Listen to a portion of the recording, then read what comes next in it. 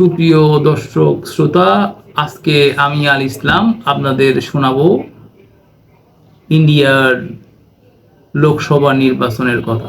সবার আগে আমি বলতে চাই মোদি বাইরে মোদির গদি ছাড়ার যে অভ্যাসটা হয়েছিল, ওই অভ্যাসে কিন্তু তোর গদি আসলে যায় নাই কে কে এইটা কিন্তু আমি আপনাকে কম পড়ে আগে কইতেছি আমগো রাহুল গান্ধীর কথা। ওই বেটা হালায় কিছুই করবার পারে নাই। যাই হোক, এখন আমরা সংবাদের সামনের দিকে আগাই। মোদির গদি ছাড়ার ব্যবস্থা হয়েছিল, কিন্তু ওই নাইডু আর নিশীথ এই দুই হালারে লইয়া যেই কাজটা করছে, এতে মোদির গদি কিন্তু পাকা হয়ে গেছে।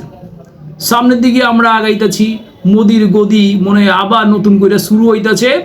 এবং আপনারা হয়তো দেখবেন যেই কাণ্ডটা ঘটাইতেছে মোদি, এই মোদি গদি ছাড়ার লোক না, গদি ছাড়বা না।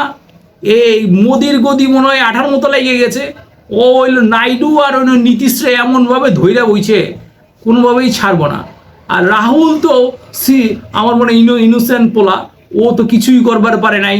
সুতরাং আবারও হয়তোবা নতুন সরকার গঠন করতেছে ভারতের এই মোদি, যে ছাড়বো না গদি। সুতরাং পরবর্তী ভিডিও পরবর্তী নিউজে আপনাদেরকে আপডেট জানাবো। আমি আল ইসলাম, আসসালামু আলাইকুম।